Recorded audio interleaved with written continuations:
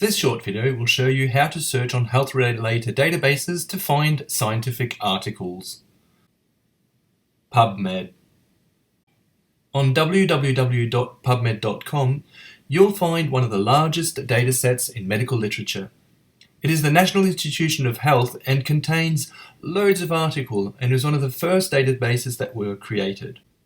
In a previous video, we saw how to search for the key terms. Now what we're going to do is see how we introduce them into PubMed, do our research, and especially how to refine the research that we find what we're looking for. So here we are on the first page, and welcome to the National Library of Medicine, a PubMed search engine. So you've got a big slot in which you can write whatever you want. So let's see what we find with osteopathic. Here we go. So this is the way the results come forward. So what I can see is I have 32,639 results. I have a small graph as well that shows me when these publications have appeared on the database. So as you can see, we can also change the years, and it will, from that point, reselect it. So I can constrain my time limit, saying I don't want old studies or so on, and as I wish. On my left menu, I can also choose publication dates, how old they are, but also the article types, if I want just clinical trial, meta-analysis, or randomized trials, and what's available. I can also say I only want articles with full text so that I can download them right away. Let's try that. So let's click on full text and see what happens. So here we go. So here we have all the free available text. We can see this with the link that appears over here, free article. Now I can't straight away retrieve it, but let's say we want, which one shall we pick? Oh, same thing. An osteopathic approach of neck pain. So I'll click on it. So now I have clicked on it. It'll give me normally a more detailed view.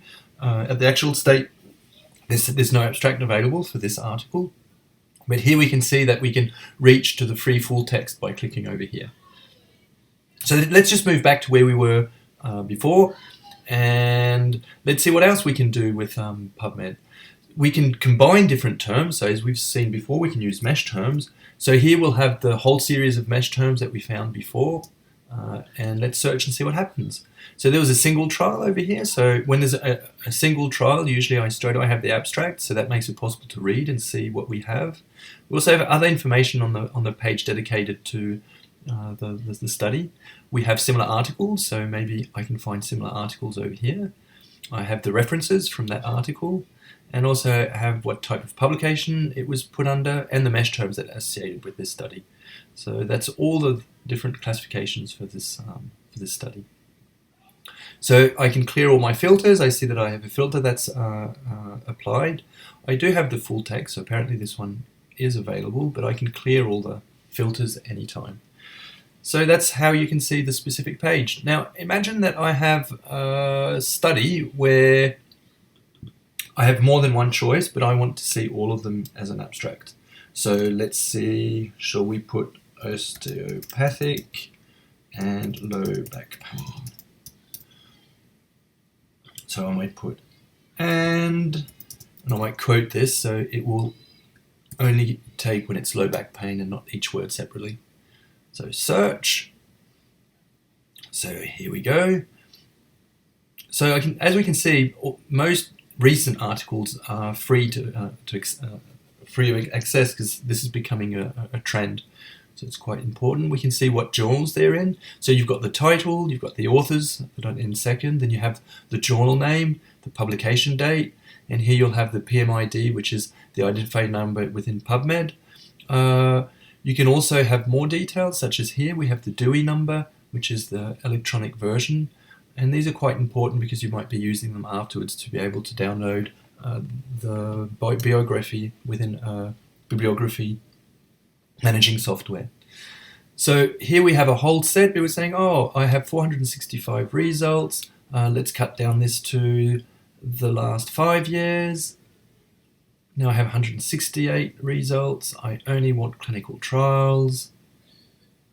I'm down to 16 results. Oh, these are all the ones I would like now to see more details. So what we can do is go into the display options. So I click over here, and here I have the format. It's written summary, but I can go under abstract.